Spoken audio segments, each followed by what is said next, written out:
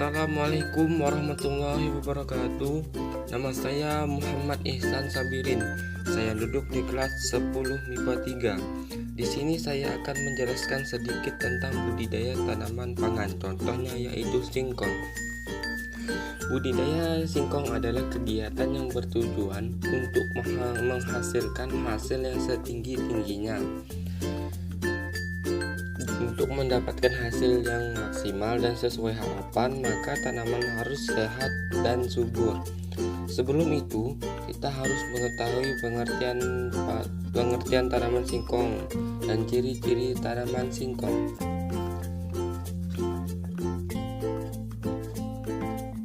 Tanaman singkong memiliki nama latin Manihot esculenta.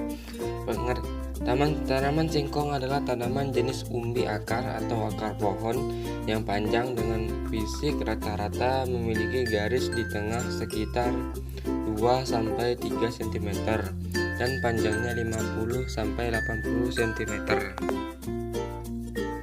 Baiklah, kita langsung ke ciri-ciri tanaman singkong. 1. Ciri-cirinya yang untuk pertama adalah batangnya.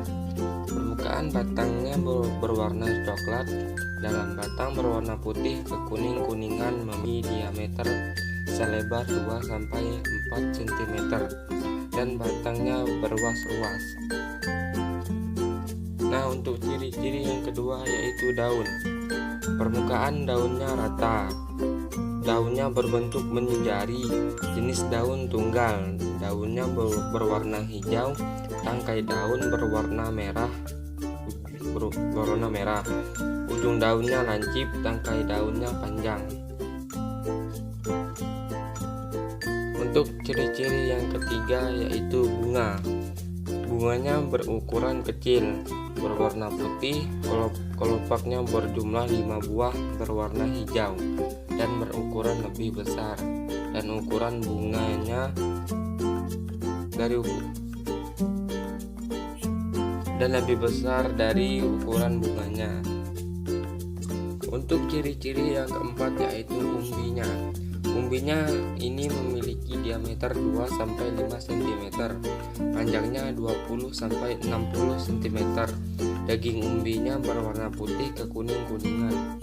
Kulit umbi berwarna coklat dan daging umbinya bergetah. Manfaat dari tanaman singkong. 1. Daun pangkal paling mudah dalam tumbuhan singkong bisa dimanfaatkan sebagai lalapan. 2. Daun yang sudah tua dari tanaman singkong bisa dijadikan pakan ternak atau pakan ikan. 3. Pohon dari singkong bisa ditanam kembali, bahkan bisa juga dijadikan pagar hidup untuk diambil daun mudanya sebagai lalapan. 4. Umbi dari singkong bisa dijual sebagai hasil bumi atau bisa dimanfaatkan sebagai bahan makanan. Baiklah, untuk berikutnya yaitu nutrisi yang terkandung di tanaman singkong meliputi 1. Karbohidrat, 2. Protein, 3. Serat, 4. Mineral, termasuk juga kalium, magnesium, fosfor, dan kalsium. 5. Vitamin C dan A. 6. Air. Baiklah, untuk proses berikutnya yaitu proses penanaman budidaya tanaman singkong. Yang pertama yang harus kita perhatikan adalah jenis tanah sebelum menanam singkong. Pada umumnya, singkong dapat tumbuh di sebagian besar jenis tanah. Akan tetapi, tanah yang terbaik untuk menanam singkong adalah tanah lempung berpasir yang sudah dikeringkan dan dipisahkan dari genangan air. pH tanah yang dibutuhkan untuk menanam singkong adalah 5,5 sampai 6,5. Baiklah, untuk tahapan yang kedua yaitu mempersiapkan lahan untuk menanam singkong. Cara mempersiapkan lahan untuk menanam singkong adalah 1. Pastikan tanah bersih dari rerumputan, pohon dan segala jenis sikat dan hama. 2. Campurkan tanah dengan 5 kantong kapur pertanian agar tanah lebih gembur dan sehat.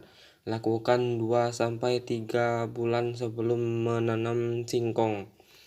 Yang ketiga, stek batang kayu singkong wajib diberi jarak tanam. Yang keempat, gunakan herbisida untuk membersihkan lahan. Yang kelima, pisahkan tepi lahan 1 meter dengan tinggi 25-30 cm. Yang keenam, bajak tanah sepanjang sisi lahan untuk pembuangan air. Baiklah, untuk yang proses yang ketiga, yaitu proses persiapan bibit.